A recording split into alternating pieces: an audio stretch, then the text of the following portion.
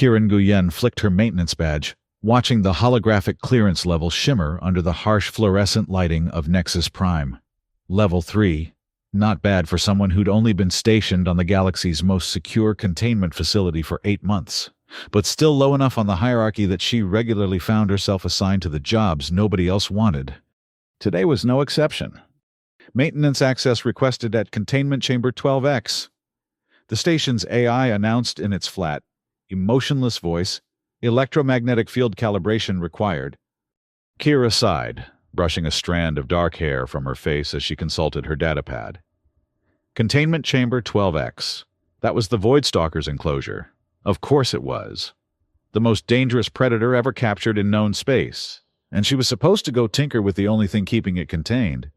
"Acknowledge request," she muttered. "Tell them I'm on my way." As she gathered her toolkit, Kira couldn't help but notice the slight tremor in her hands. It wasn't just the danger, though that was certainly part of it. It was the weight of responsibility. One mistake, one miscalculation, and she could be responsible for releasing a creature that had taken 12 of the Karathi Syndicate's best hunters to capture. The Nexus Prime station hung in the void between galaxies, a massive structure built specifically to house the most dangerous alien lifeforms discovered during humanity's expansion into the stars. It was a joint venture between Earth's United Coalition and the Karathi Syndicate, an alliance that existed more out of necessity than mutual respect. The Karathi, with their towering frames and exoskeletons that shimmered with bioluminescent patterns, viewed humans as physically inferior but grudgingly acknowledged their technological ingenuity. The station itself was a marvel of engineering, a series of concentric rings rotating at different speeds to create varying levels of artificial gravity, connected by transport tubes and maintenance shafts. At its core lay the containment chambers, each specially designed to house a specific dangerous organism. Some required extreme cold, others intense heat. Some needed particular atmospheric compositions, others complete vacuum. The Voidstalker's chamber was unique even among these specialized environments. Kira made her way through the station's twisting corridors, her footsteps echoing on the metal grating. Fellow technicians and scientists passed by, most sparing her barely a nod. The station employed hundreds of specialists from dozens of worlds, but there was little fraternization between departments. The work was too demanding, the stakes too high. As she approached the high-security sector, Kira passed through a series of decontamination chambers and security checkpoints. Each one scanned her badge, her biometrics, and her toolkit, ensuring she carried nothing that could compromise the station's security protocols. "Technician Nguyen!" a voice called out as she cleared the final checkpoint. Kira turned to see Dr. Veltran approaching, his lanky frame made even more pronounced by the pristine white lab coat he wore. As the head of xenobiology, Veltran oversaw the scientific research conducted on the station's guests, as he insisted on calling them. "Dr. Veltran," Kira replied, trying to keep her voice neutral. The scientist wasn't unlikable, exactly, but his enthusiasm for his work sometimes bordered on the unsettling. "I see you've been assigned to Chamber 12X, he said, falling into step beside her. "Fascinating specimen. The Voidstalker. Absolutely fascinating. Did you know it can perceive dimensions beyond our standard 4? That's how it hunts, slipping between realities to ambush its prey." "I read the briefing," Kira said, adjusting her grip on her toolkit. "Also read about how it disemboweled 3 Karathi hunters before they managed to subdue it." Veltran waved a dismissive hand. "Merely defending itself. The Karathi approached it as they would any other predator. They didn't understand what they were dealing with." "And you do?" Kira couldn't keep the skepticism from her voice. "I'm learning," Veltran said, his eyes gleaming with scientific fervor. "Every day, I'm learning more. It's why the electromagnetic field calibration is so important. Our readings suggest the stalker is becoming more active during station night cycles. We need to ensure the containment field maintains full integrity."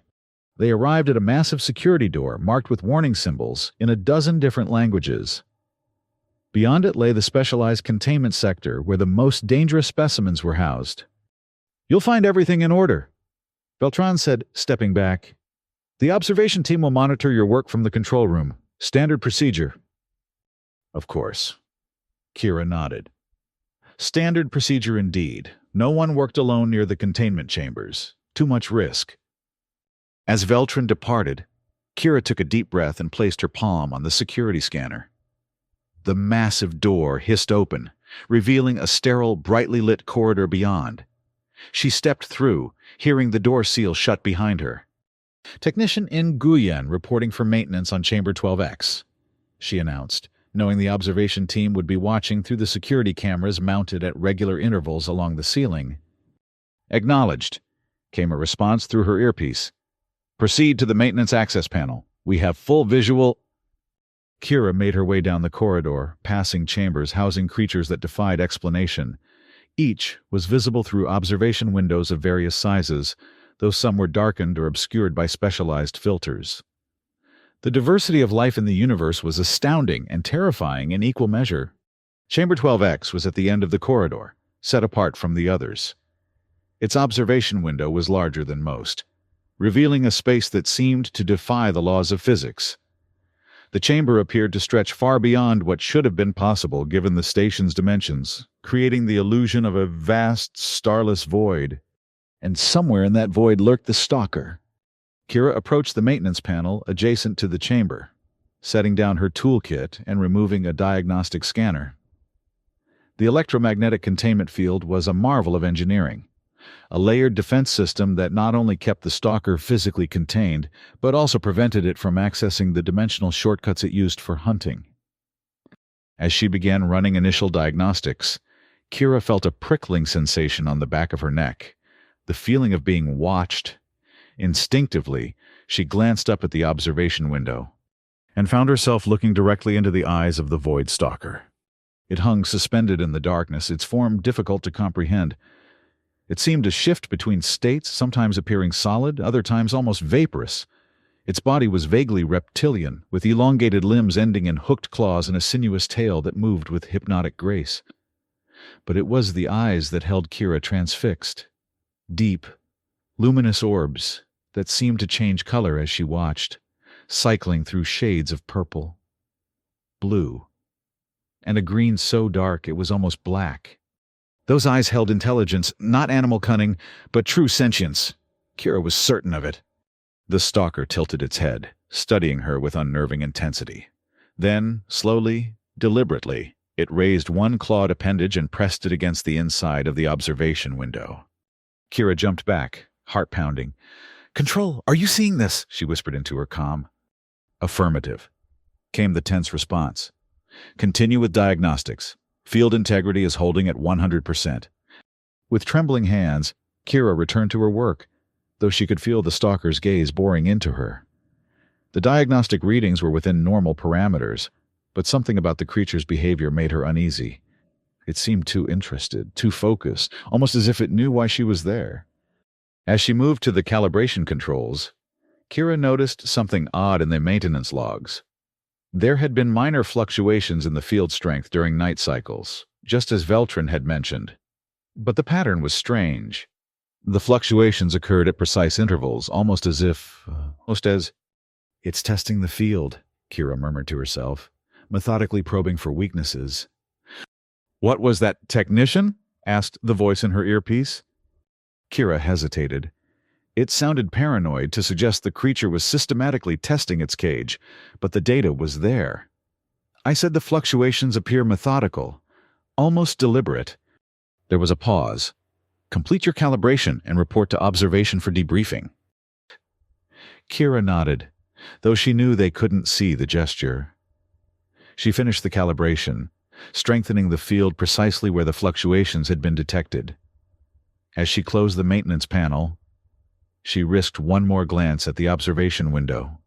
The stalker was still there, watching, and unless she was imagining things, its eyes had narrowed slightly, as if in contemplation or calculation. Executive Director Vexthane's office occupied the highest point of Nexus Prime's administrative ring, offering a panoramic view of the surrounding void. The Karathi executive sat behind a massive desk fashioned from a material that resembled polished obsidian. his exoskeleton pulsing with patterns of light that indicated his emotional state. Currently, those patterns suggested irritation. "Explain to me, Dr. Veltran," he said, his translator rendering his clicking, chittering language into smooth, standard English. "Why a Level 3 maintenance technician is submitting reports about the behavioral patterns of our most valuable specimen." Veltran shifted uncomfortably under the Karathi's multifaceted gaze. Technician Nguyen noticed some anomalies in the containment field data. Her observations were perceptive. Her observations were outside her purview.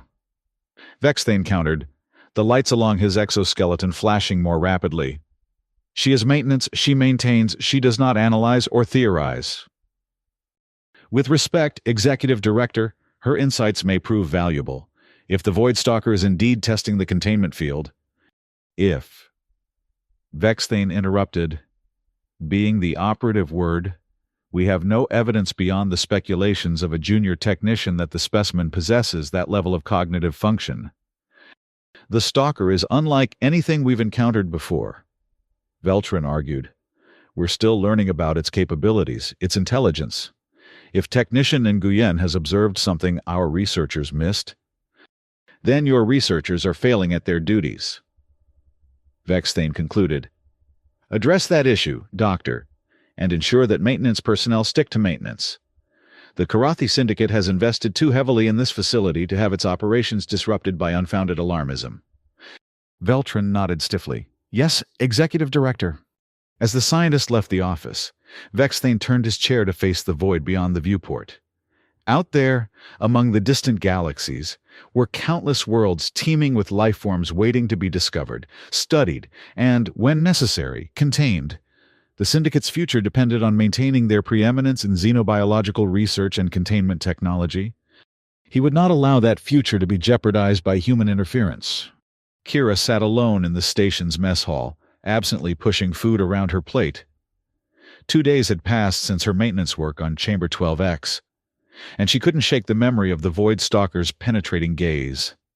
She'd submitted her report, detailing her observations and concerns, but had received no response beyond an automated acknowledgement. "Mind if I join you?" Kira looked up to see Dr. Veltran standing beside her table, tray in hand. She gestured to the empty seat across from her. "Free station." Veltran sat, arranging his utensils with precise movements. "Your report was quite thorough," he said without preamble, perhaps too thorough for Executive Director Vexthane's liking. Kira stiffened. "I reported what I observed. That's protocol." "Indeed it is. But Vexthane believes maintenance personnel should limit their observations to mechanical and technical matters. Leave the behavioral analysis to the scientists." "The behavior affects the mechanical systems," Kira argued. "If the Stalker is deliberately testing the containment field, that's relevant to maintaining station security." Veltran studied her for a moment, then leaned forward. "Between us, I agree with you. The Void Stalker is demonstrating cognitive abilities far beyond what we initially classified. It's not just a predator. It's a sentient being with problem-solving capabilities that rival our own." "Then why is it being kept in a cage?" Kira asked, the question slipping out before she could stop it. Veltran raised an eyebrow. "Because it's also killed 27 documented sentient beings across 3 star systems. Sentience doesn't equal benevolence. Technician Nguyen." Kira flushed. "Of course not. I just meant—" "I know what you meant," Veltran said, his voice softening slightly. "It's a valid question, one that the Ethical Oversight Committee debates regularly. But for now, containment is the safest option for everyone, including the Stalker." Kira nodded, though she wasn't entirely convinced. Something about the way the creature had looked at her suggested it was more than just a dangerous predator. There had been recognition in those eyes. Understanding. "I've arranged for you to be assigned to regular maintenance checks on Chamber 12X. Veltran continued, surprising her. "Your attention to detail could prove valuable." "I thought Executive Director Vexthane wanted me to stick to maintenance." "You will be," Veltran said with a slight smile. But no one specified what observations you might make during the course of your duties. Just keep them between us for now. Before Kira could respond, an alarm blared through the mess hall. The station's AI voice followed immediately. Security alert. Containment breach detected in Sector 7. All personnel implement lockdown protocols. This is not a drill. Veltran was on his feet instantly, his food forgotten. Sector 7. That's near the Void Stalker's chamber. Kira felt her blood run cold. But I just calibrated that field. It was at full strength. Nevertheless, Veltran said grimly, already moving toward the exit, something has gone wrong. Kira followed, their conversation forgotten in the face of a potentially catastrophic containment breach. The station's corridors were filled with personnel rushing to their emergency stations, faces tight with controlled fear. A containment breach was every station worker's nightmare scenario. They reached a security checkpoint where a grim-faced officer was coordinating response teams. Dr. Veltran, the officer acknowledged. We have a situation in Chamber 8C. The crystalline hive has breached secondary containment. Primary is holding. But we need xenobiology expertise immediately. The crystalline hive, Veltran repeated, sounding confused. Not Chamber 12X? No, sir. All other containment systems are stable, but we need to act quickly on the hive.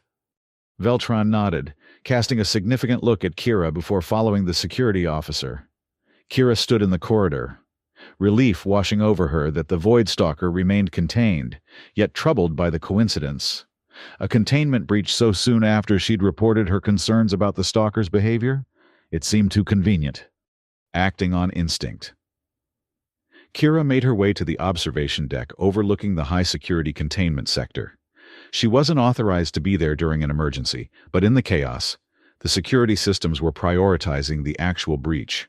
She slipped through with minimal resistance. The observation deck offered a panoramic view of the containment chambers, including 12X. Kira approached the viewing station, activating the controls that would give her a clear view of the Void Stalker's chamber. The creature was there, seemingly undisturbed by the alarms still blaring throughout the station. It floated in the center of its artificial void, completely still except for a slow, rhythmic movement that might have been breathing.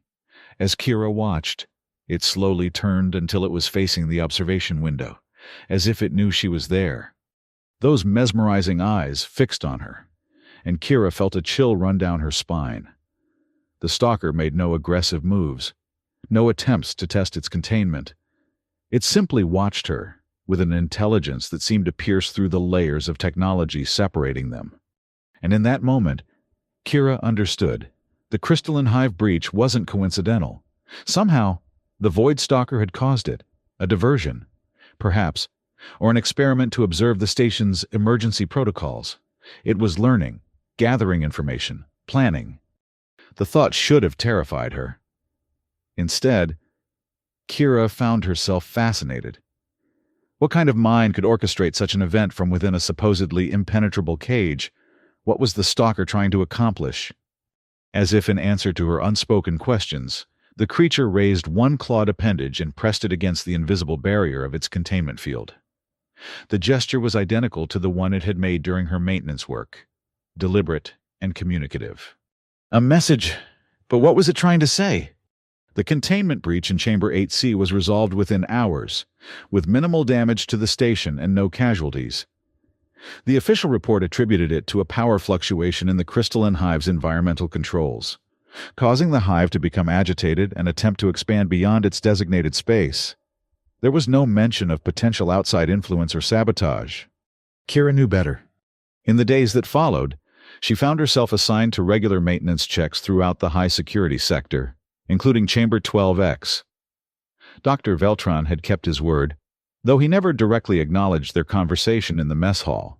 Each time she worked near the Void Stalker's chamber, Kira felt those unsettling eyes tracking her movements, studying her with an intensity that went beyond mere curiosity. It was during her third maintenance rotation that she noticed something odd.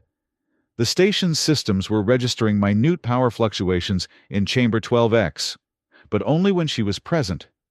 When other technicians performed maintenance, the readings remained stable. "It's responding to you," Dr. Zixval remarked, reviewing the data. The Araxian xenobiologist had joined the research team recently, bringing expertise in interdimensional biology that was supposedly crucial for understanding the Void Stalker. With his translucent skin and oversized, multifaceted eyes, Zixval was an imposing figure even among the station's diverse staff. Why would it do that? Kira asked, uncomfortable with the implication. Zixval's facial tentacles writhed in what might have been excitement. Perhaps it recognizes something in you. A pattern, a frequency. These creatures perceive reality differently than we do. They see connections. What kind of connections? That's what we're trying to determine, Zixval said, his voice betraying his eagerness. I've developed a theory that the Void Stalker doesn't just travel between dimensions, it exists in multiple dimensions simultaneously. What we perceive as its physical form is merely the three-dimensional shadow of a much more complex entity. Kira frowned. If that's true, how can we contain it at all? The electromagnetic field doesn't just create a physical barrier. Zixval explained, it stabilizes local space-time, preventing the dimensional shifting that allows the stalker to exist in multiple states. Essentially, we're forcing it to remain fully in our dimension. That sounds cruel, Kira said before she could stop herself. Zixval's tentacles stiffened. It's necessary. The alternative would be termination, which Executive Director Vexthane has explicitly forbidden. The specimen is too valuable for research. Kira nodded, though the justification felt hollow. If the Void Stalker was truly sentient, truly aware, then forcing it to exist in a limited dimensional state was tantamount to sensory deprivation. No wonder it was testing its cage. I'd like to run an experiment, Zixval continued, either missing or ignoring Kira's discomfort. Since the specimen responds to your presence, we could use that reaction to test my theory. With your assistance, of course. What kind of experiment? Kira asked cautiously. Nothing complex. We would simply modulate the containment field while you're present, allowing the stalker slightly more dimensional freedom. Then observe its reaction. Completely safe. Zixval assured her. The primary containment would remain intact. The idea made Kira uneasy, though she couldn't articulate why. I'd have to check with my supervisor. Already taken care of, Zixval said smoothly. Dr. Veltrin has approved the procedure. We'll begin tomorrow during your regular maintenance cycle. As Zixval departed, Kira couldn't shake the feeling that she was being manipulated, not just by the scientist, but by the Void Stalker itself. The creature had singled her out for a reason. But was it seeing her as an ally, or simply as a useful tool in whatever plans it was formulating? The experiment was scheduled for 0900 hours station time, coinciding with Kira's regular maintenance rotation. She arrived at Chamber 12X to find Dr. Zixval already there. Accompanied by 2 research assistants and a security officer, Dr. Veltrin was noticeably absent. Ah, Technician Nguyen. Zixval greeted her, his tentacles undulating in what she had come to recognize as his expression of scientific excitement. Right on schedule. We're just finishing the preliminary adjustments to the containment field. Kira nodded, trying to appear professional despite her misgivings. What exactly will you be changing? We're creating a controlled dimensional aperture, Zixval explained, gesturing to a complex display of readings and diagrams. The field will remain at 95% strength, more than sufficient for physical containment, but will allow limited dimensional expression beyond our standard 4 dimensions. And what do you expect to happen? Kira asked, eyeing the observation window. The Void Stalker was nowhere to be seen within the artificial void of its chamber. Ideally, we'll observe how the specimen exists across multiple dimensional states. It should provide valuable insights into its biology and perception. Zixval turned to his assistants. Initiate the modulation sequence. The assistants began inputting commands into the control panel. Kira watched as the readouts for the containment field fluctuated, then stabilized at the reduced setting. Nothing visibly changed in the chamber, but Kira felt a subtle shift in the air, like the pressure drop before a storm. "Where is it?" one of the assistants murmured, scanning the chamber. "I don't see." The observation window suddenly darkened, as if a shadow had fallen across it. The Void Stalker materialized directly in front of them, pressing against the invisible barrier. But it looked different now. Its form seemed to blur at the edges, extending outward in ways that hurt Kira's eyes to look at directly. It was as if parts of the creature were folding into dimensions she couldn't perceive, leaving only distorted impressions in her reality. Fascinating. Zixval breathed, his tentacles writhing in excitement. It's expressing its true multidimensional form. The sensors are picking up energy signatures across the entire spectrum. Kira stared at the creature, mesmerized despite her unease. The stalker's eyes, now seeming to exist in multiple places simultaneously, fixed on her with that same penetrating intelligence she'd noticed before. There was something in that gaze, not malevolence, but a cold, calculating purpose. Suddenly, alarms blared throughout the chamber. The security officer stepped forward, hand moving to his weapon. "Doctor, the containment field is fluctuating beyond authorized parameters." Zixval turned to the control panel, his tentacles now rigid with concern. "That's impossible. The modulation is locked at 5% variance." "Well, something's changing it," the officer insisted. "Field strength dropping to 87%, 85. The Void Stalker pressed closer to the barrier, its form becoming more defined as it concentrated its presence in their dimension. The edges of the observation window began to frost over, crystal patterns spreading across the transparent material. "Abort the experiment," Kira said urgently. "It's using the dimensional aperture to affect the physical containment."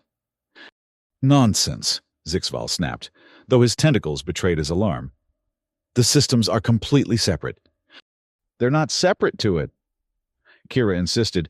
"It doesn't perceive reality the way we do, remember? You said it yourself. It sees connections." The frost patterns on the window were spreading rapidly now, forming intricate, symmetrical designs that seemed to pulse with an inner light. The containment field readouts continued to drop. 82%, 79. "Emergency containment protocols," the security officer barked into his comm. "Chamber 12X, immediate response." The research assistants were frantically working the controls, trying to restore the field to full strength. Zixval hovered over them, issuing contradictory orders as his scientific curiosity battled with his sense of self-preservation. Kira stepped closer to the observation window, drawn by an impulse she couldn't explain. The Void Stalker's eyes tracked her movement, and for a brief, disorienting moment, she felt as if those eyes were not just looking at her, but into her, through dimensions she couldn't comprehend. Without thinking, she raised her hand and placed it against the window, mirroring the gesture the stalker had made during their previous encounters. The effect was immediate. The frost patterns stopped spreading.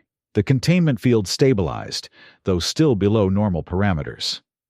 The Void Stalker remained pressed against the barrier, its form still partially extended into imperceptible dimensions, but the sense of imminent threat had diminished. "What did you do?" Zixval demanded, moving to stand beside Kira.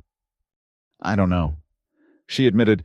"I just responded to it." Before Zixval could reply, a security team burst into the chamber, weapons drawn.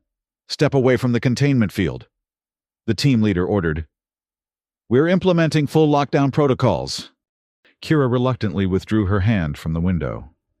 As she did, the Void Stalker likewise pulled back, its form once again becoming fully visible in their dimension. It maintained eye contact with her until the security team physically escorted her from the chamber. In the aftermath of what station personnel were now calling the Chamber 12X incident, Kira found herself subject to intense scrutiny. She was debriefed by security, interviewed by the research team, and ultimately summoned to Executive Director Vex Thane's office. The Karathi executive's exoskeleton pulsed with patterns indicating barely controlled anger as Kira entered his office. "Technician Nguyen," he said, his translator rendering his clicks and chittering into clipped, precise English. "Explain your actions during yesterday's unauthorized experiment." Kira stood at attention, trying not to show her nervousness. "Sir, I was told the experiment was authorized by Dr. Veltran." "It was not." Vexthane said flatly.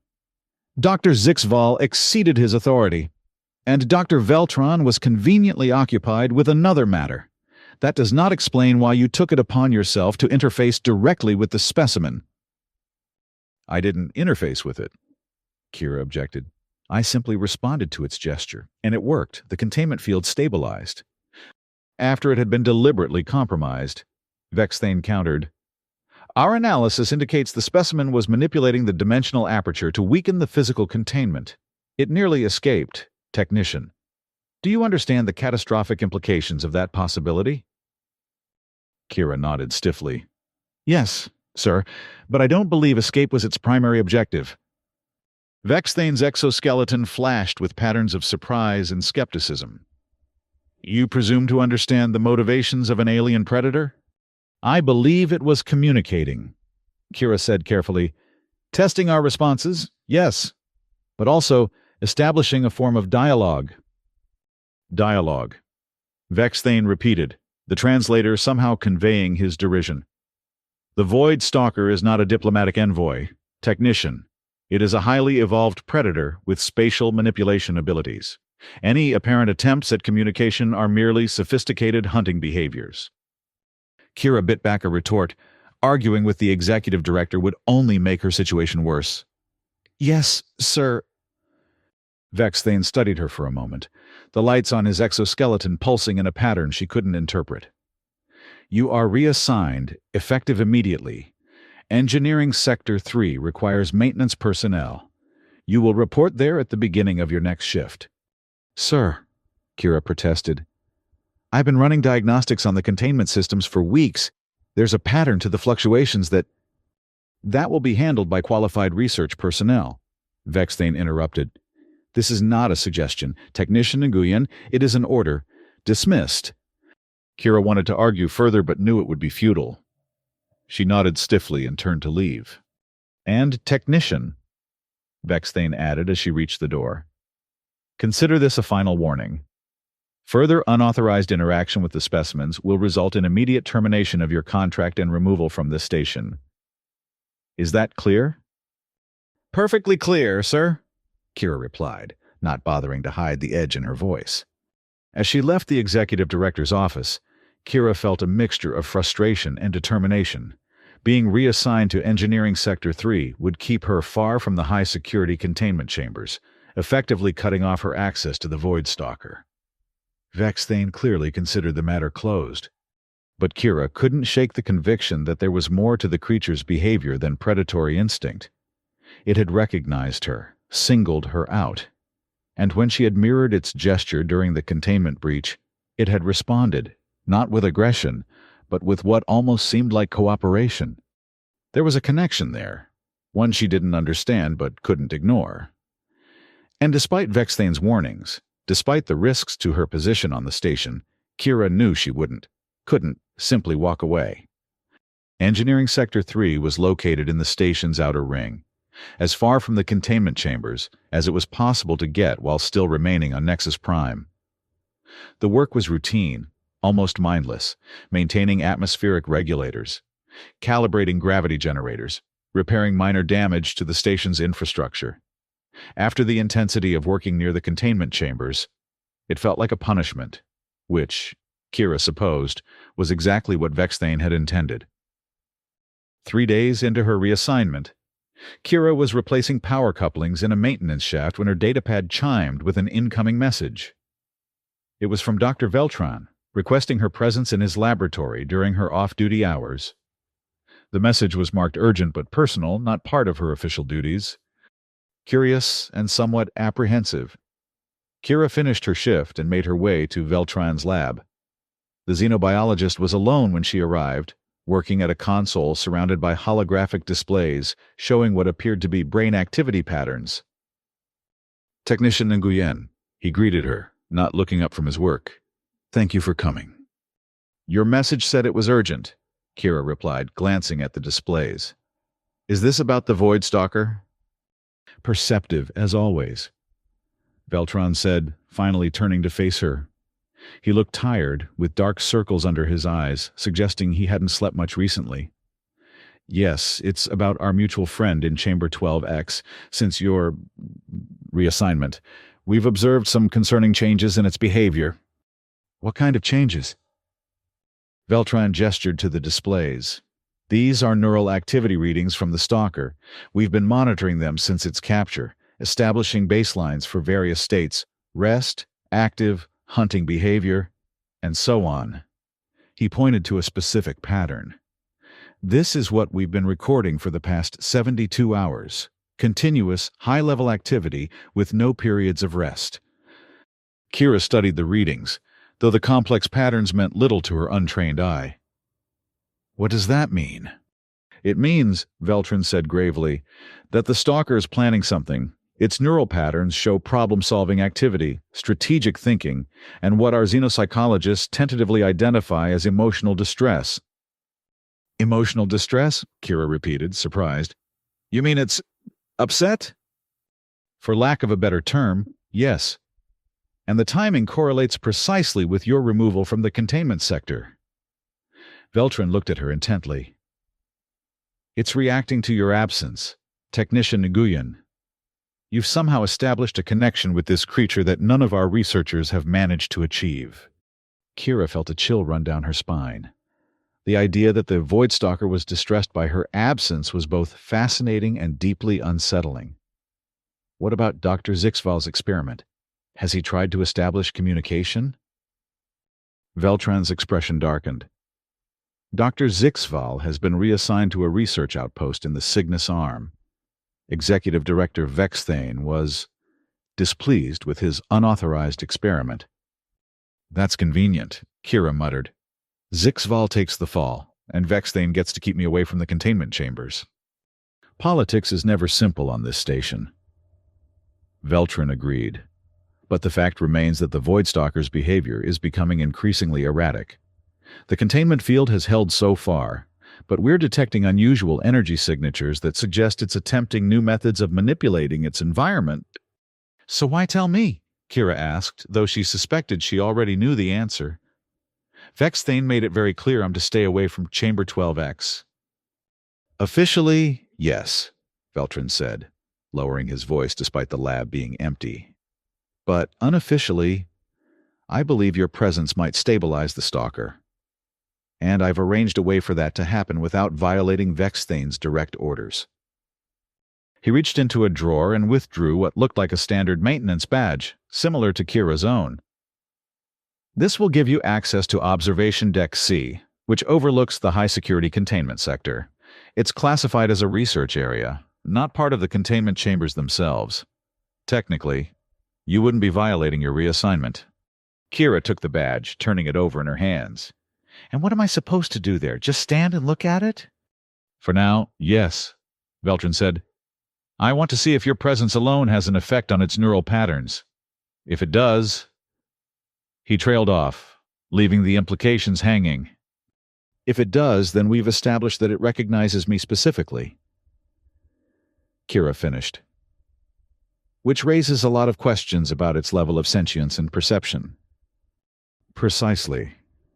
Veltran nodded. Questions that Executive Director Vexthane would prefer not to address, as they complicate the Syndicate's containment protocols. But as scientists, we cannot ignore empirical evidence, regardless of its inconvenience. Kira slipped the badge into her pocket. When should I go? Tonight, during third shift. Security protocols are automated then, with minimal personnel on duty. Veltran turned back to his console. I'll be monitoring the stalker's neural activity remotely. If there's any significant change, I'll know immediately. As Kira left the lab, she felt a mixture of anticipation and trepidation. If Vexthane discovered her near the containment chambers, even on the observation deck, she would likely lose her position on the station. But the possibility of establishing genuine communication with the Voidstalker was too compelling to ignore. And beneath it all was a nagging feeling that the creature needed her, that their connection, whatever it was, mattered to both of them in ways she couldn't yet understand. Observation. Deck C was eerily quiet during third shift. The vast space, designed to accommodate dozens of researchers during peak hours, was completely deserted as Kira slipped in using the badge Veltrin had provided.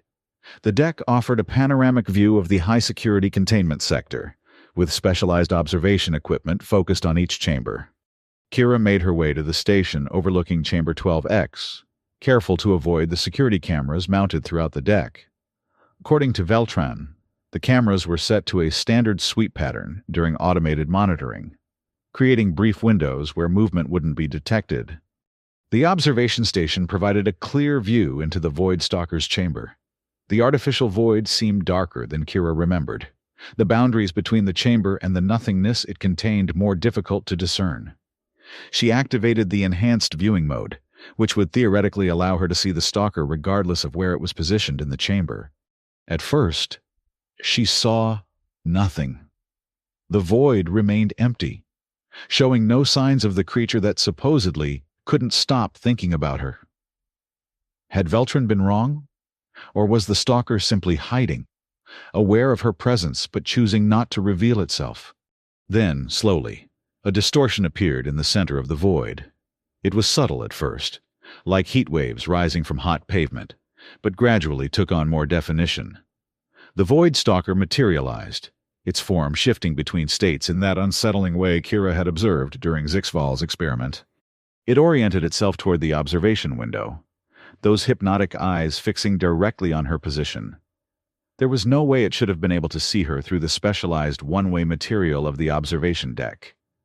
And yet Kira had no doubt that it knew exactly where she was. She hesitated, then raised her hand in the now familiar gesture, pressing her palm against the viewport. The stalker mirrored the action immediately, extending a clawed appendage to press against the containment field separating them. For a brief, disorienting moment, Kira felt something. A pressure at the edges of her consciousness, like someone trying to speak to her underwater. The sensation was gone almost as quickly as it had come, leaving her wondering if she had imagined it. Her datapad chimed softly, indicating an incoming message. It was from Veltrin. Neural patterns stabilizing, significant decrease in stress indicators. Whatever you're doing, it's working. Encouraged. Kira focused her attention on the stalker. If it was truly attempting to communicate, how could she respond? The containment field prevented any direct interaction, and she had no way to modulate it as Zixval had done during his ill-fated experiment. An idea occurred to her. The observation station included controls for the chamber's internal lighting, a system separate from the containment field, but capable of creating visual signals. Kira accessed the controls, setting up a simple pattern of light pulses, nothing complex, just a basic rhythm. 3 short pulses, 3 long, 3 short. An ancient Earth distress signal that had somehow persisted into the space age. The Void Stalker watched as the lights in its chamber pulsed in sequence. When the pattern completed, it remained still for several moments.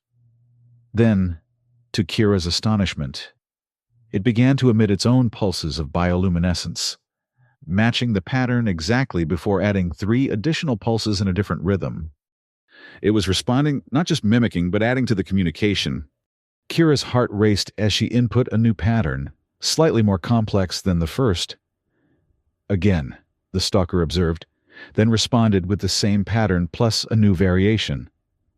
They continued this exchange, each iteration becoming more intricate, until Kira was creating complex sequences that the creature matched perfectly before adding its own embellishments. This wasn't the behavior of a mere predator. This was deliberate, intelligent communication. Her datapad chimed again. Veltrin. Remarkable. Neural patterns show language centers highly active. It's talking to you. Ah. Kira felt a surge of excitement. They were establishing a form of dialogue, building a primitive language of light patterns. But what was the stalker trying to say? The patterns were becoming increasingly complex, moving beyond what Kira could easily interpret or respond to. As she struggled to keep up with the evolving communication, a sudden alert flashed across her control panel. Containment field fluctuation detected in Chamber 12X. Minimal, but present. The same kind of testing behavior she had observed before. Kira frowned. Was this what the stalker had been working toward all along, using their communication as a distraction while it probed for weaknesses in its cage? She felt a pang of disappointment, even betrayal. But then the fluctuations stabilized, and the stalker's light patterns changed. They became slower, more deliberate, repeating the same sequence several times as if emphasizing a particular message. Kira studied the pattern, trying to discern its meaning. It wasn't attacking the containment field, it was modulating it, using it as another channel of communication. The fluctuations themselves formed a pattern that complemented the light pulses, creating a more complex message than either could convey alone. She was so absorbed in the communication that she didn't notice the security alert until it was too late. A red light began flashing on her control panel, indicating that the automated security system had detected unauthorized access to the observation controls. In her excitement, she had forgotten about the periodic security sweeps. Kira quickly shut down the observation station, but the damage was done. The security system had logged her presence and activities. It was only a matter of time before security personnel responded to the alert. She cast one last look at the Void Stalker, which had ceased its light patterns and was now simply watching her. There was something in its gaze that seemed almost regretful, as if it knew their communication was being cut short. "I'll be back," Kira whispered, though she knew the creature couldn't hear her. Somehow. Then she was moving, slipping out of the observation deck just as she heard the distant sound of security boots on metal grating. She had to reach her quarters before they tracked her down. Perhaps there was still a way to explain her presence without implicating Veltrin. But as she hurried through the station's dimly lit corridors, Kira couldn't shake the feeling that something fundamental had changed. She had established contact with the Void Stalker. Genuine, reciprocal communication. Whatever happened now, that connection couldn't be undone. And somewhere in the depths of Chamber 12X, the most dangerous predator ever contained was thinking about her, waiting for her return. Security caught up with Kira before she reached her quarters. 2 stern-faced officers escorted her not to the brig, as she had feared, but to a small conference room where Dr. Veltrin was already waiting. His expression was grim. "Technician Nguyen," he said formally, nodding to the officers to indicate they could leave. Once the door closed behind them, his demeanor softened slightly. "That could have gone better." "I'm sorry," Kira said, taking a seat across from him. "I got caught up in the communication and forgot about the security sweeps." "Yes, well, fortunately, I was monitoring the situation and had time to intervene before security reported to Executive Director Vexthane." Veltrin ran a hand through his thinning hair. "I convinced them it was part of an authorized research protocol, that you were acting under my direct supervision." Kira felt a rush of relief. "Thank you. I thought for sure I'd be shipped off station by morning." "Don't thank me yet," Veltrin cautioned. "We're still in a precarious position, but what you achieved tonight, Kira, it's revolutionary. You established meaningful two-way communication with the Void Stalker. Do you understand how significant that is?" "I think so," Kira said, though the full implications were still sinking in. "It's not just a predator, it's intelligent, sentient." "More than that," Veltrin said, leaning forward. "The neural patterns we recorded suggest its cognitive processes are at least as complex as our own, possibly more so, and it's chosen you as its primary point of contact." "But why me?" Kira asked, the question that had been nagging at her for days. "I'm just a maintenance technician." "Perhaps that's precisely why," Veltrin suggested. "You approached it without the preconceptions that we scientists bring to our observations. You responded to it as one sentient being to another, not as a researcher to a specimen." Kira considered this. It made a certain kind of sense, though it didn't explain the immediate connection she had felt with the creature from their first encounter. "So what happens now?" Veltrin's expression turned serious. "Now we face an ethical and practical dilemma. If the Void Stalker is truly sentient, with intelligence comparable to our own, then its continued containment becomes a moral question, rather than simply a security measure." "You mean we should release it?" Kira asked, surprised. Not necessarily, Veltrin clarified. It's still dangerous. That hasn't changed. But we may need to reconsider the nature of its containment. Perhaps a more cooperative arrangement could be established. Cooperative containment, Kira mused. You think it would agree to that?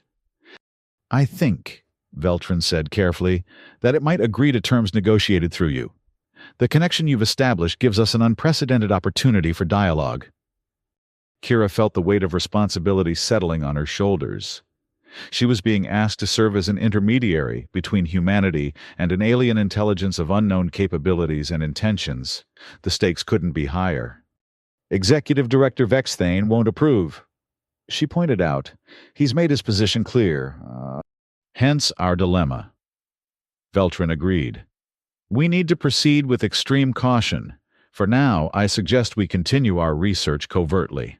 I can arrange for you to have access to the observation deck during your off-duty hours, with better security measures in place. And if we succeed, if we establish meaningful dialogue and negotiate terms? Then we present Vexthane with the fait accompli, Veltrin said, a hint of defiance in his voice. Even the Karathi Syndicate can't ignore empirical evidence forever. As Kira left the conference room, her mind was racing with possibilities and concerns. She believed in what they were trying to do.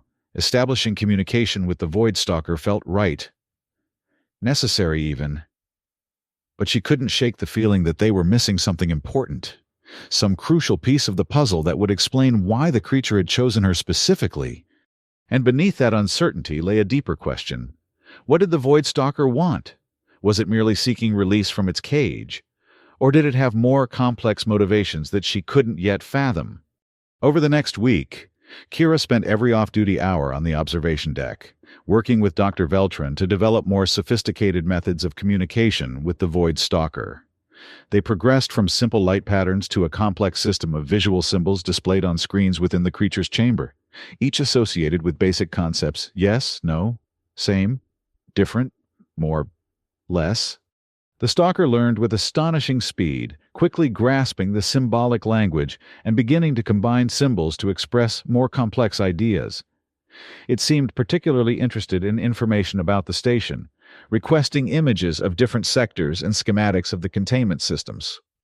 It's mapping its environment, Veltrin observed during one session, building a mental model of Nexus Prime. Is that concerning? Kira asked, watching as the Stalker studied a simplified diagram of the station's power distribution network. It would be if escape were its primary objective, Veltrin replied. But I'm not convinced that's the case. It seems more interested in understanding than in finding vulnerabilities. Kira wasn't entirely reassured. The line between understanding a system and exploiting its weaknesses was thin, especially for a creature with the Stalker's demonstrated intelligence. Still, she couldn't deny the progress they were making. The Stalker was now able to communicate basic needs and preferences, and had begun asking questions about Kira herself, her role on the station, her species, her homeworld. It was during one of these exchanges that something unexpected happened. Kira had been explaining, through their symbolic language, the concept of Earth and its place in the galaxy. The Stalker absorbed this information with its usual intensity, then suddenly emitted a series of bioluminescent pulses that didn't correspond to any of their established symbols. What was that? Kira asked, glancing at Veltrin. The scientist was studying the readouts from the neural monitoring equipment. Fascinating. Its language centers are highly active, but in a pattern we haven't seen before. It's trying to communicate something our current symbol set doesn't accommodate. The Stalker repeated the sequence, then added a new element. It began to manipulate its physical form, shifting between dimensional states in a way that created complex, flowing patterns within its body. The effect was mesmerizing, almost like a dance of light and shadow. It's beautiful, Kira murmured, transfixed by the display. It's communication, Veltrin said, his voice tight with excitement. A more natural form of expression for its species, perhaps. But what is it trying to tell us? The Stalker continued its display for several minutes, the patterns becoming increasingly complex and hypnotic. Kira found herself leaning closer to the observation window, her attention completely captured by the intricate movements and shifting colors. Then abruptly the display stopped. The stalker returned to its more comprehensible form and selected a series of symbols from their established language: danger, coming, prepare. Kira felt a chill run down her spine. Dr. Veltron. Before she could complete the thought, an alarm blared throughout the station. The AI's voice followed immediately. Critical system failure detected. Multiple containment fields destabilizing. All personnel implement emergency protocols immediately. Veltron paled. It was warning us. Warning us about what? Kira asked, though the answer was becoming horrifyingly clear as the emergency lighting bathed the observation deck in pulsing red. About that, Veltron said grimly, pointing to the status display. Across the containment sector, indicator lights were shifting from green to red as containment fields failed one after another. Something is causing a cascade failure in the containment systems. The Void Stalker? Veltron shook his head. I don't think so. Its containment is still stable. One of the few that is. This looks like a systemic failure, possibly in the power distribution network. The same network the Stalker had been studying just days before. Kira realized it had seen something in those schematics, a vulnerability, a flaw, and had been trying to warn them. The observation deck's comm system crackled to life. This is Executive Director Vexthane. All security personnel deploy to the containment sector. Research staff initiate emergency lockdown procedures. Engineering teams report to Central Control for emergency power rerouting. Kira and Veltron exchanged looks. As a maintenance technician, Kira should report to engineering. But she hesitated, her gaze drawn back to the Void Stalker, which was watching the unfolding chaos with unnerving calm. Go. Veltron said, understanding her dilemma. Your technical skills are needed. I'll continue monitoring the Stalker and our other specimens. Kira nodded, though leaving felt wrong somehow. The Stalker had warned them, had tried to prepare them for this crisis. Abandoning it now seemed like a betrayal of the trust they had begun to build. But duty called, and the station was in danger.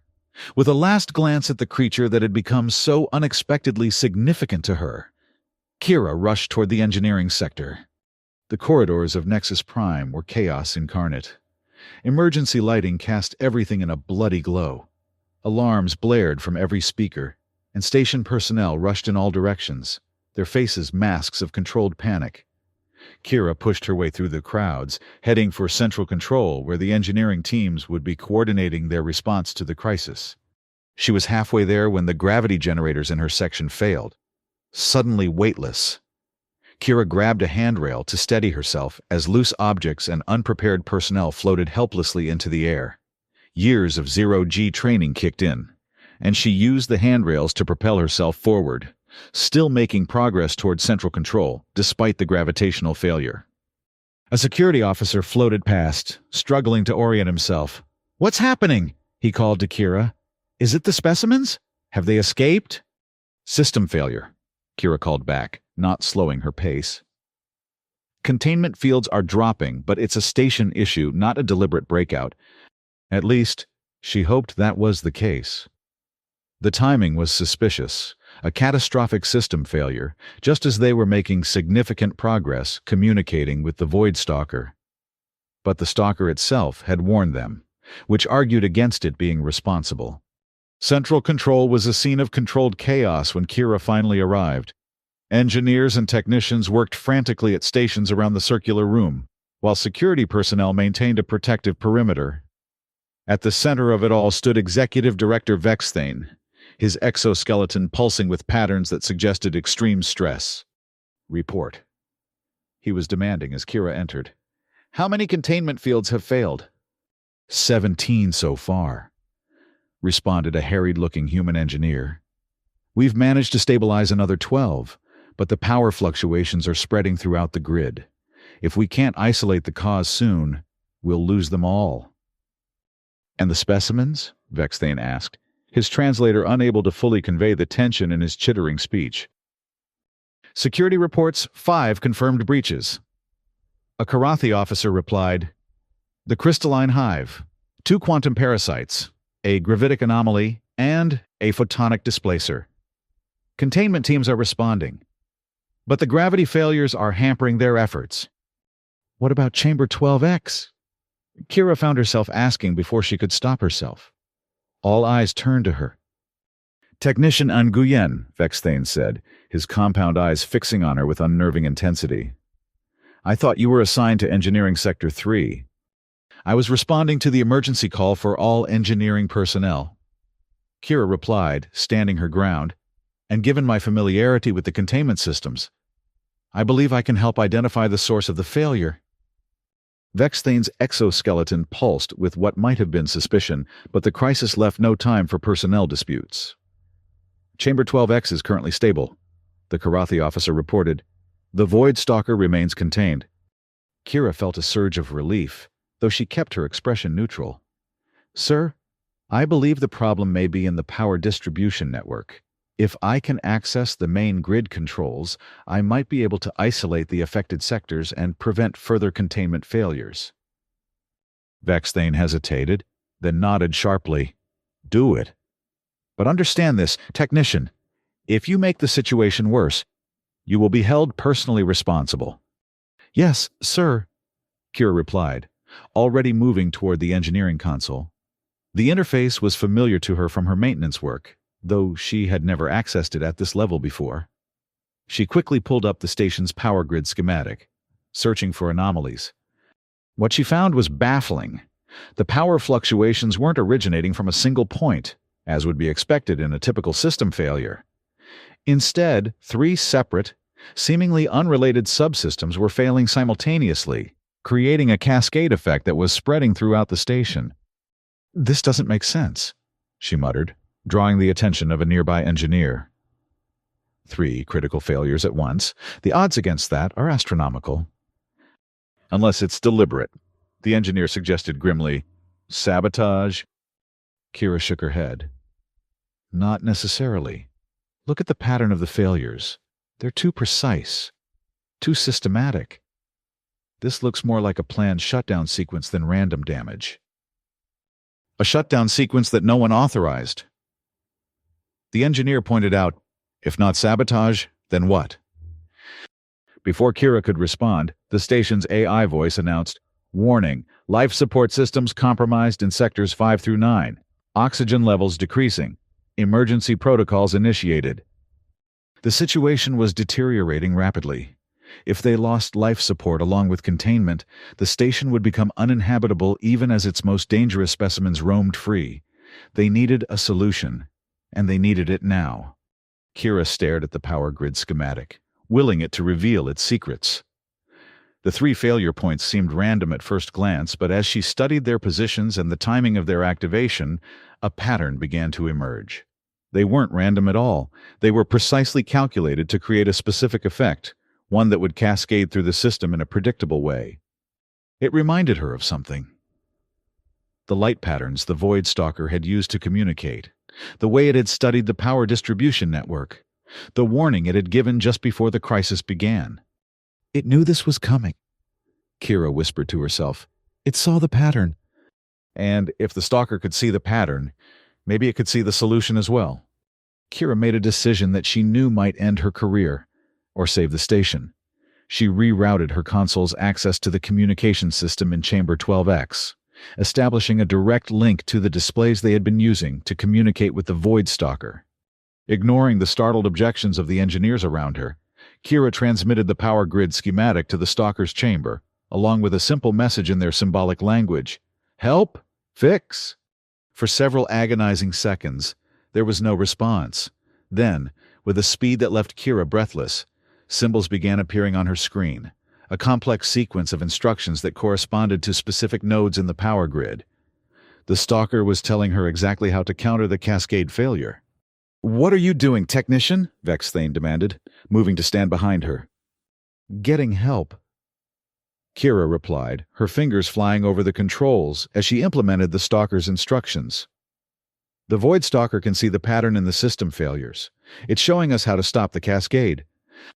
You're taking instructions from a contained specimen? Vexthane's exoskeleton flashed with patterns of alarm and anger. "This is a direct violation of protocol." "With respect, sir." Kira interrupted, not looking up from her work. "Protocol isn't saving the station right now." Before Vexthane could respond, the engineering console chimed. The power fluctuations in one sector had stabilized. Then another. The Stalker's solution was working. "Containment fields restabilizing in sectors 3 and 4, reported a technician from across the room. "Power levels normalizing." Vexthane fell silent, his compound eyes fixed on the display as more systems returned to normal operation. The crisis wasn't over.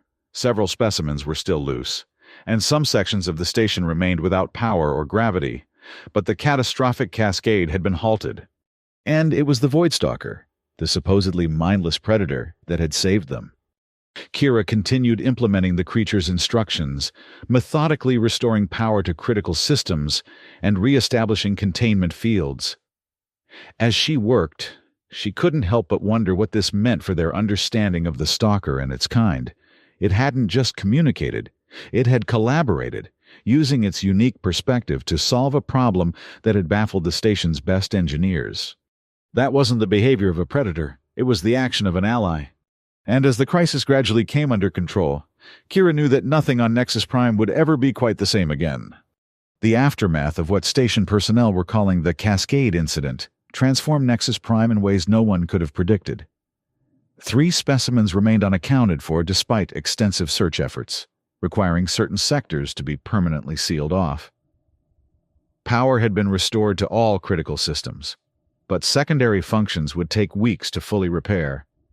And in the midst of the physical recovery, a philosophical revolution was taking place. Kira found herself at the center of it all. Her unorthodox decision to seek the Voidstalker's help had saved the station from complete disaster, a fact that even Executive Director Vexthane couldn't ignore, though his exoskeleton still pulsed with patterns of discomfort whenever the subject arose. "The Administrative Council wishes to recognize your initiative during the crisis," he told Kira 3 days after the incident, his translator struggling to convey the complex mix of reluctant admiration and lingering disapproval in his voice. "You are being promoted to senior technician, with expanded responsibilities that include liaison duties with research." "Liaison duties?" Kira repeated, surprised by the unexpected recognition. "Specifically," Vexthane continued, his compound eyes fixed on a point somewhere above her head. "You will work with Dr. Veltran to continue developing communication protocols with the Voidstalker and potentially other specimens that demonstrate similar cognitive capabilities." It was as close to an apology as she was likely to get from the proud Karathi executive. "Thank you, sir," Kira said, maintaining a professional demeanor despite the surge of excitement she felt. "I appreciate the opportunity." "This is not merely an opportunity, Technician Nguyen," Vexthane said, finally meeting her gaze. "It is an acknowledgement of a reality we can no longer ignore. The specimens in our care are not merely dangerous animals to be contained. Some, at least, are sentient beings with intelligence that rivals or exceeds our own. This complicates our mission." "It doesn't have to," Kira suggested. "If we can communicate effectively, we might establish cooperative relationships instead of relying solely on containment technology." "Cooperative containment," Vexthane mused, echoing the term Veltran had used earlier. "An interesting concept, though one that will require significant research and careful implementation." "And a complete paradigm shift in how we view the specimens," Kira added. "Indeed." Vexthane's exoskeleton rippled with a pattern Kira hadn't seen before, something contemplative, perhaps even hopeful. "Begin with the Voidstalker. It has demonstrated both the ability and the willingness to assist us. Establish a formal communication protocol and determine what accommodations might be made to improve its situation while maintaining necessary security precautions." Easily. "Yes, sir," Kira replied, already mentally planning her approach. "I'll begin immediately." As she left the executive director's office, Kira felt a weight lifting from her shoulders. The covert communication sessions with the Stalker were now officially sanctioned. She could work openly with Veltran and other researchers to develop a deeper understanding of the creature and its needs. And perhaps in time, They might even find a way to give it more freedom without compromising the station's safety. Over the following weeks, Kira spent most of her waking hours in Chamber 12X, working to expand their symbolic language with the Void Stalker. The creature's intelligence continued to astonish her, as did its apparent eagerness to communicate. It absorbed new symbols rapidly, combining them in increasingly complex ways to express sophisticated concepts.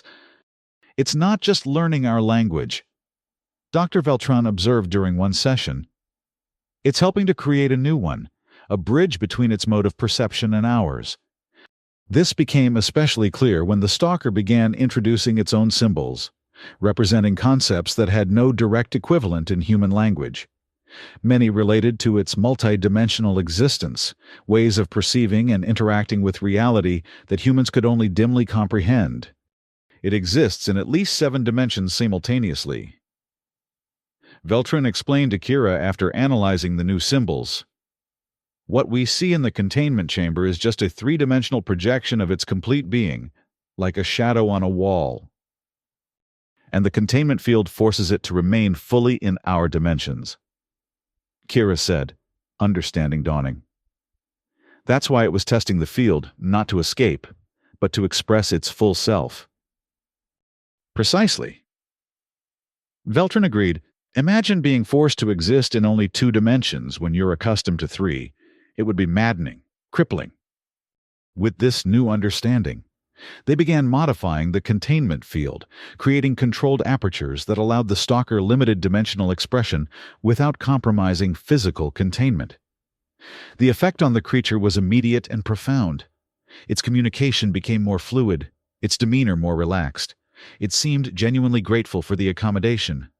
But the most surprising development came when Kira arrived for a session one day to find the Stalker waiting at the observation window. A new symbol displayed prominently on the communication screen. Follow. Follow where? Kira asked through their symbolic interface. The Stalker's response was cryptic. Beyond, see, understand. I think, Veltron said slowly, studying the neural activity readings. It wants to show you something.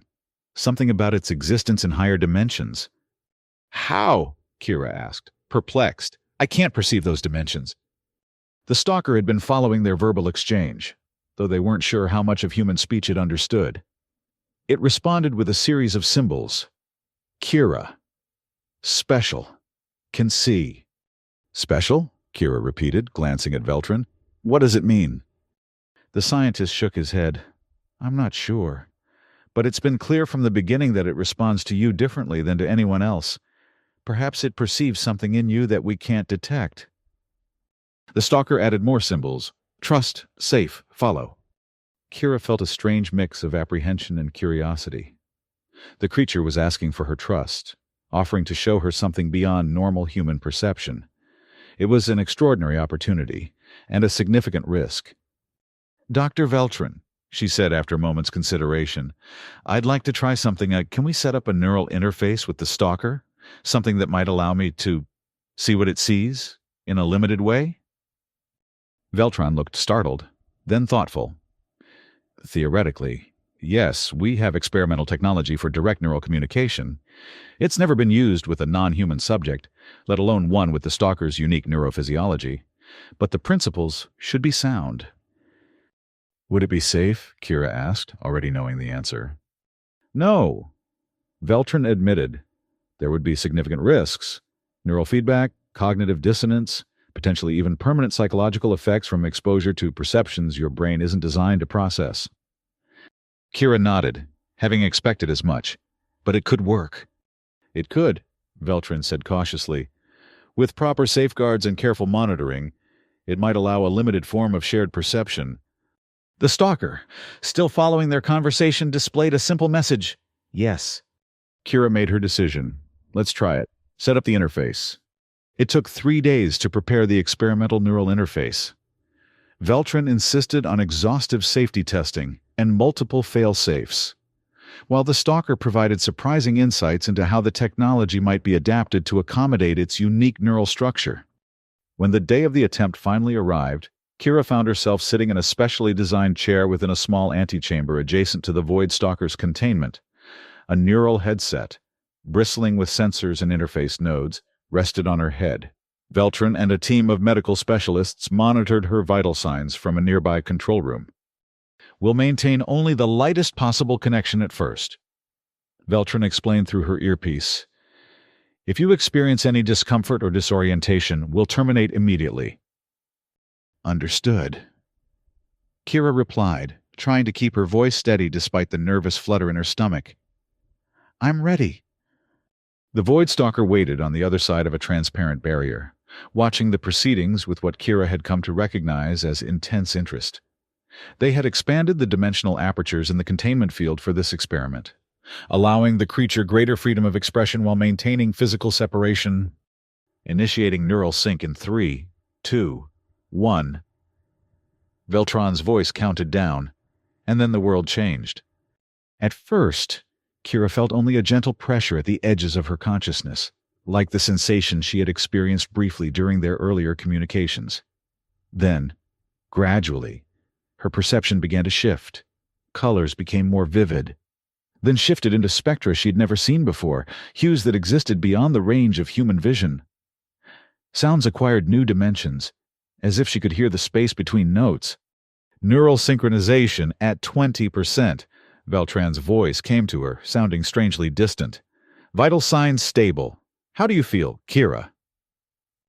"Different," she managed to reply, her own voice seeming to echo from multiple directions simultaneously. "But good. I can perceive more." The Voidstalker moved closer to the barrier, its form shifting between states with fluid grace.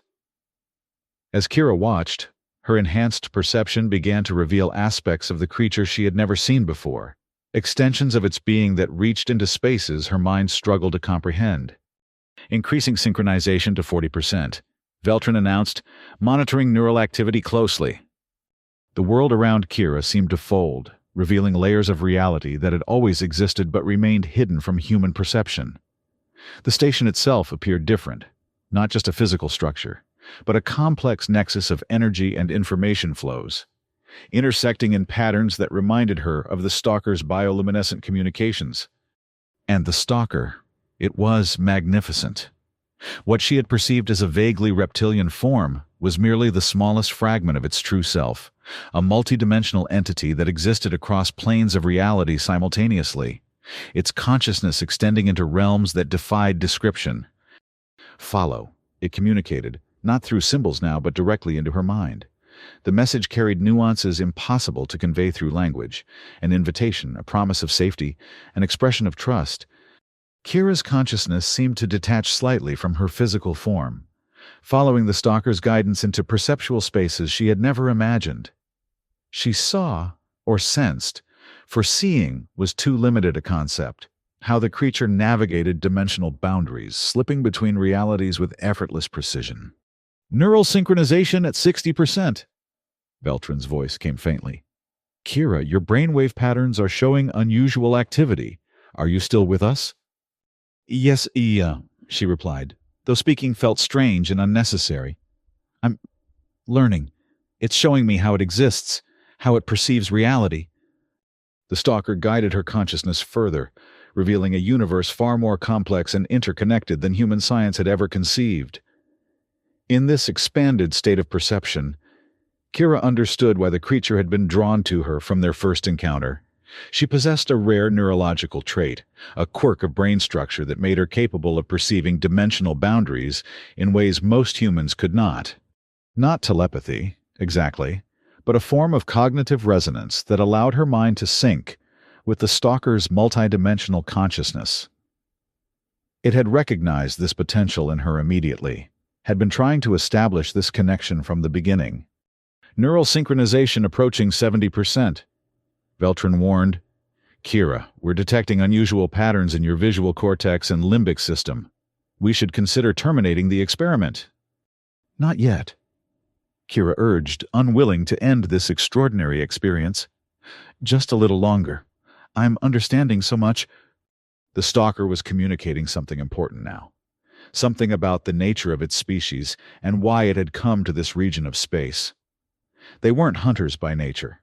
They were explorers, cosmic wanderers traversing the dimensional boundaries of reality itself. The deaths attributed to the stalker had been largely defensive, misunderstandings born of fear and the profound perceptual differences between its kind and other sentient species. But there was something else. Something it wanted her to see specifically. It guided her consciousness toward a particular perception, focusing her attention on the station's power systems, the same systems that had failed during the Cascade incident, neural synchronization peaking at 75%. Veltran reported, his voice tight with concern. "Kira, your vital signs are becoming erratic. We need to end this now." "Wait," Kira insisted.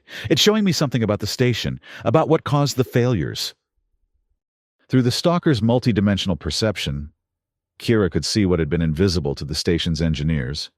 Subtle energy patterns flowing through the station's systems, intersecting in ways that created instabilities.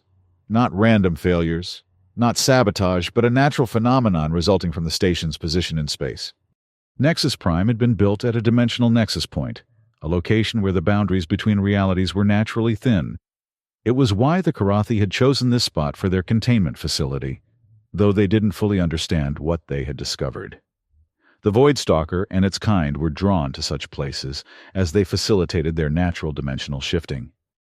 But the nexus point was unstable, its energies fluctuating in cycles the station's builders had never detected. The Cascade incident had been the result of a particularly strong fluctuation, and the Stalker, with its ability to perceive these dimensional energies, had foreseen it coming. More importantly, it could see another larger fluctuation approaching, one that would completely overwhelm the station's systems and potentially release all the contained specimens into space. "Danger! Coming! Soon!" The message flowed directly into Kira's consciousness, carrying with it a sense of urgency that transcended language. "Dr. Veltran," Kira said, her voice steady despite the strain of maintaining the neural connection. "We need to evacuate the station. There's a dimensional fluctuation coming, bigger than the last one. The Stalker can see it approaching." "How long do we have?" Veltran asked, his scientific skepticism apparently overridden by the extraordinary circumstances. Kira relayed the question to the Stalker, receiving an impression rather than a specific time frame. "Soon, days, maybe hours. It's difficult to translate its perception of time into our terms." Beginning neural desynchronization, Veltran announced, "We need to report this immediately. Executive Director Vexthane will need to—" An alarm cut through the communication, its harsh blare penetrating even Kira's altered state of consciousness. The station's AI voice followed. "Warning. Dimensional anomaly detected. All systems experiencing power fluctuations. Containment field integrity compromised in multiple sectors." It was happening already. The fluctuation the Stalker had foreseen was upon them, sooner than expected. "Help! Can help!" The Stalker's communication carried a clear offer of assistance, along with a complex set of impressions that Kira struggled to interpret in her limited human framework.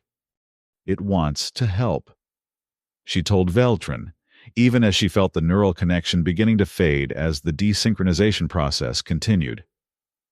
"It knows how to stabilize the dimensional fluctuations, but it needs to be released from containment to do so." There was a pause, Veltran likely consulting with others in the control room. Then, "That's impossible. Kira, even if what you're saying is true, we can't release the most dangerous specimen on the station during a crisis." "It's not dangerous, not in the way we thought," Kira argued, feeling the Stalker's consciousness still intertwined with her own, its alien emotions flowing alongside her human ones. "It was defending itself, and now it wants to help us." Another alarm joined the first, the station's emergency systems registering escalating failures across multiple systems. "Containment breach confirmed in Sectors 2, 4, and 6, the AI announced. "Multiple specimens free. Emergency evacuation protocols initiated." Kira made a decision. As the neural desynchronization completed and her perception returned to normal human parameters, she rose from the chair, removing the neural headset with steady hands. "What are you doing?" Veltran demanded through the communication system. Saving the station. Kira replied simply. She approached the transparent barrier separating her from the Void Stalker.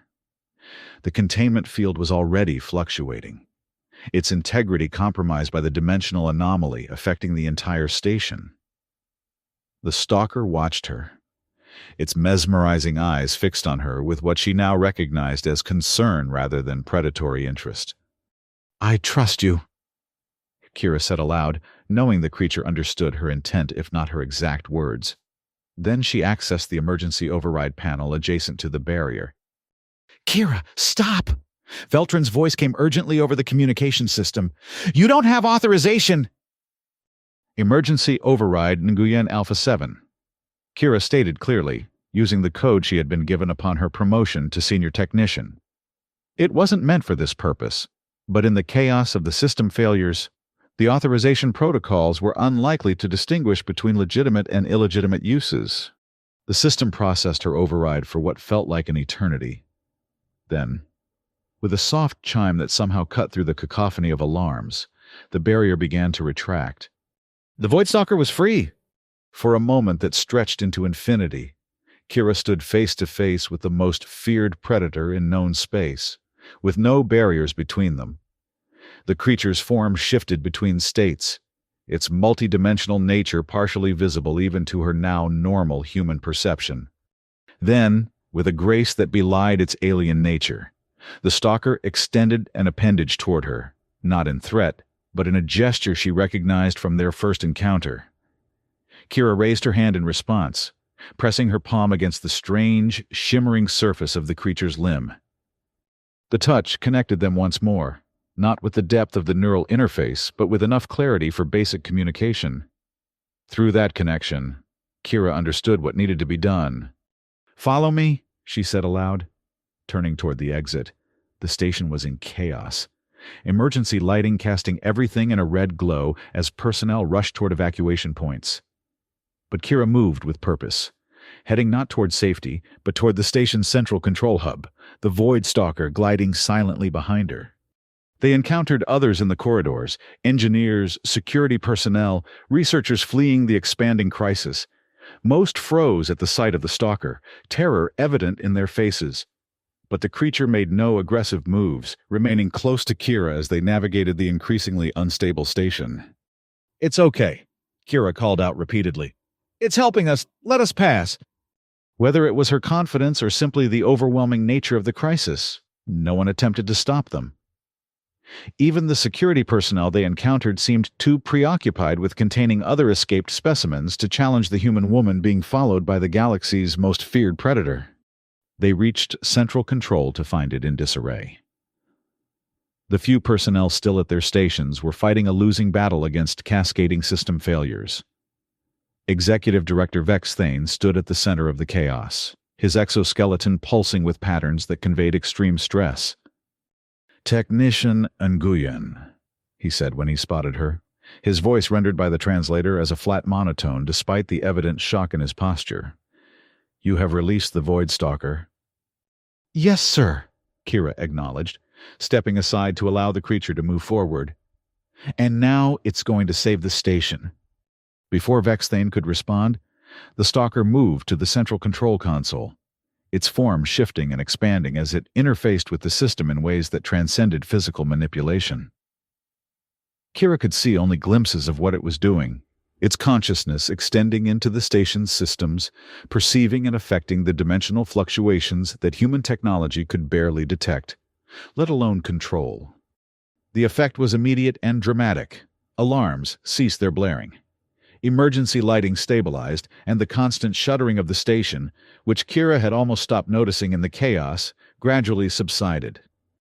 "Dimensional anomaly stabilizing," reported a technician, her voice betraying her disbelief.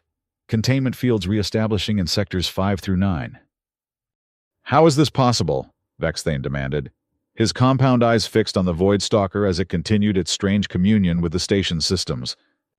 "The Stalker exists partially in the dimensions where these fluctuations originate," Kira explained, drawing on the understanding she had gained during their neural connection. "It can perceive and manipulate them in ways our technology can't. It's harmonizing the dimensional frequencies, for lack of a better explanation. Vexthane's exoskeleton displayed patterns Kira had never seen before, complex arrangements of light that might have indicated awe, or perhaps a profound reevaluation of everything he thought he knew. All systems stabilizing. Another technician reported, power distribution normalizing across all sectors.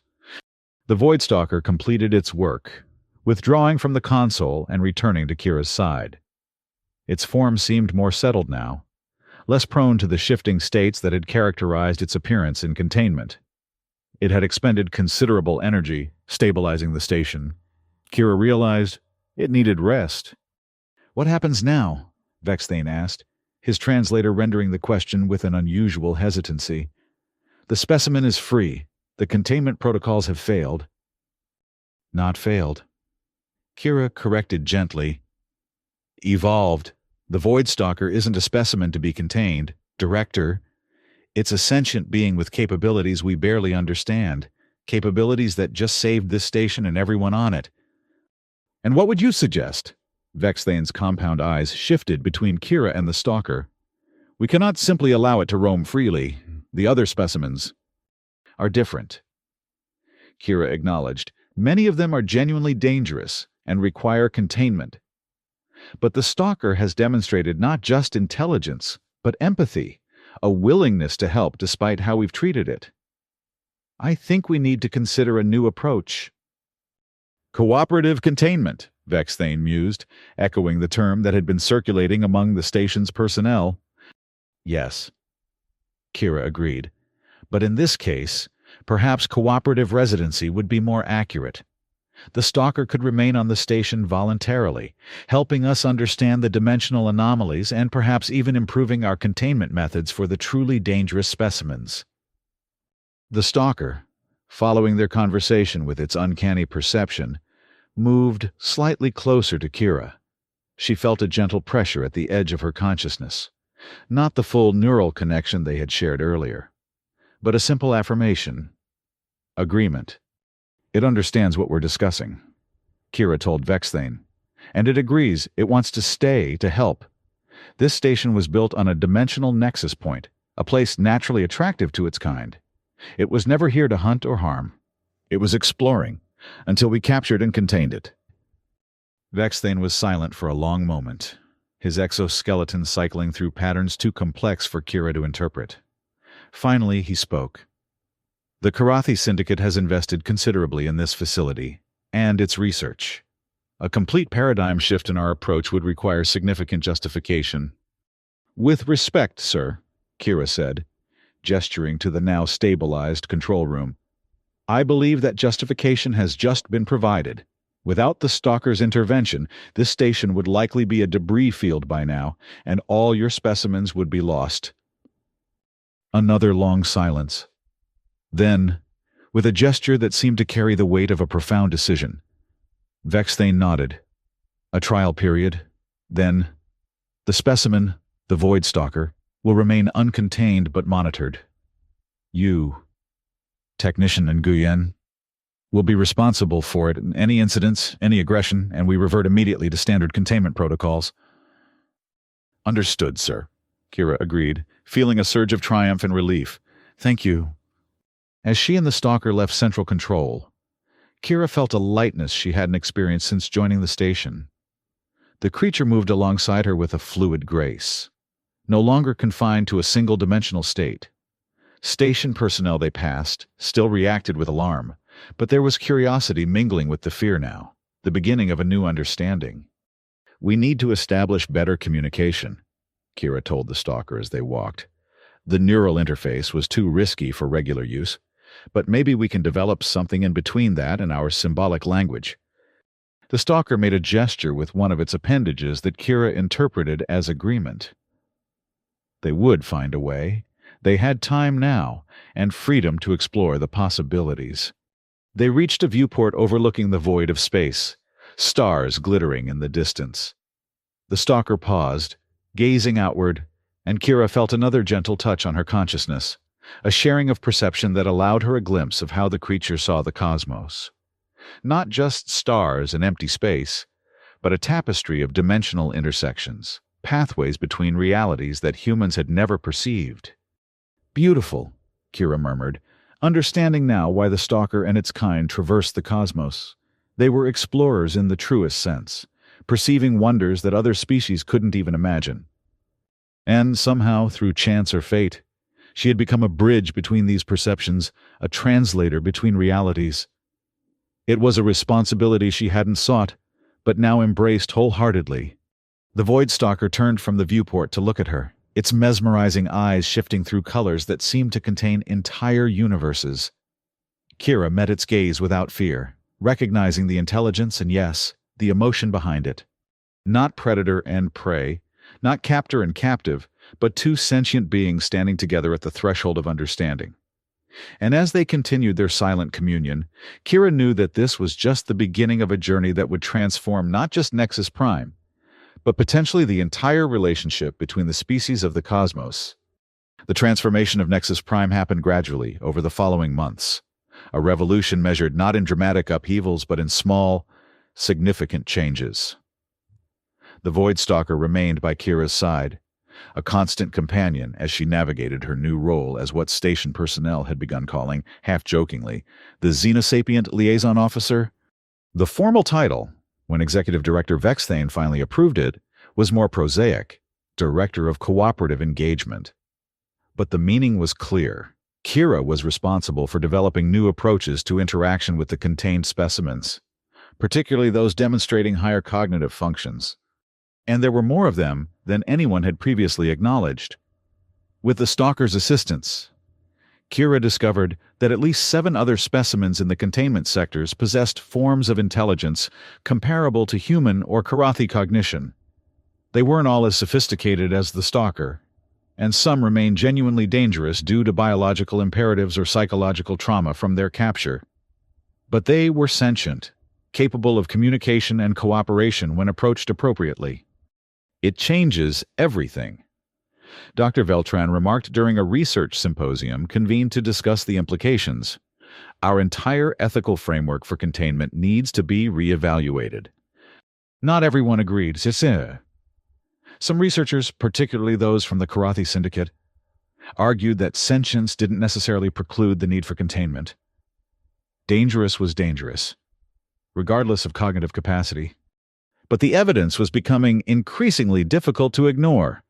Under the new cooperative engagement protocols, incidents of containment breaches had decreased by 70%.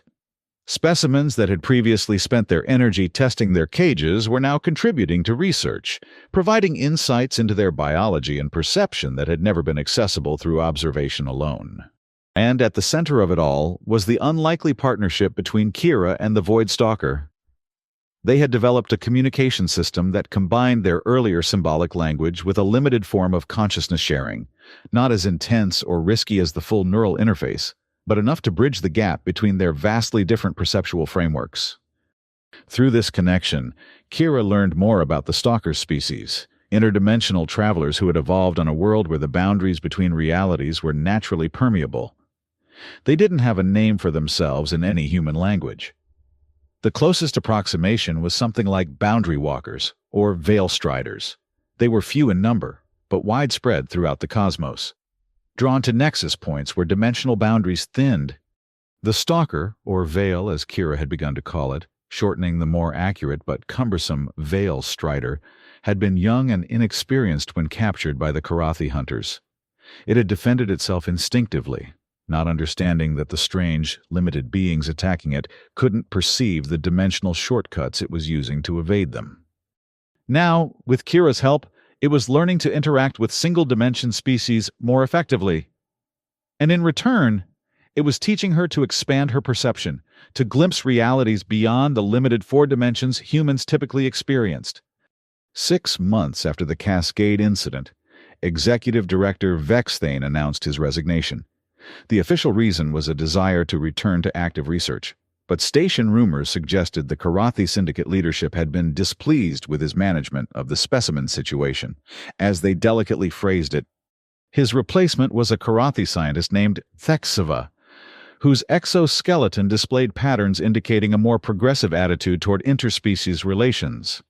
In her first address to the station personnel, Thexiva outlined a vision for Nexus Prime that emphasized research cooperation over containment. We have been gifted with an unprecedented opportunity. Her translator rendered her complex vocalizations. To learn not just about these extraordinary beings, but from them. The Karathi Syndicate remains committed to security, but we must balance this with respect for sentient rights and the potential for mutual benefit. It was a significant shift in official policy, one that validated the work Kira and her growing department had been doing, but the most meaningful affirmation came not from official channels, but from the daily interactions throughout the station. Where once the sight of the Void Stalker gliding through the corridors had caused panic, now it was met with cautious acceptance, even curiosity. Junior researchers would approach Kira with questions about the creature's perception or capabilities.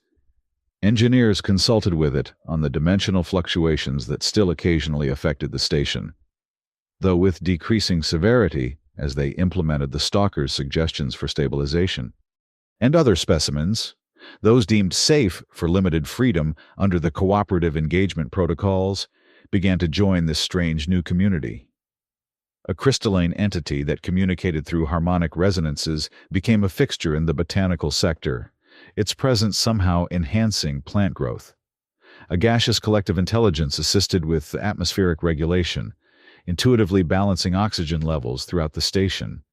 Nexus Prime was evolving from a containment facility into something unprecedented, a true nexus of interspecies cooperation and research. There were setbacks, of course. Some specimens remained too dangerous or traumatized for the new approach. Others required specialized environments that limited their interaction. And occasionally, cultural misunderstandings led to tense situations that required Kira's increasingly sophisticated diplomatic skills to resolve. But the trajectory was clear. The old paradigm of capture and containment was giving way to a new understanding based on communication and mutual respect.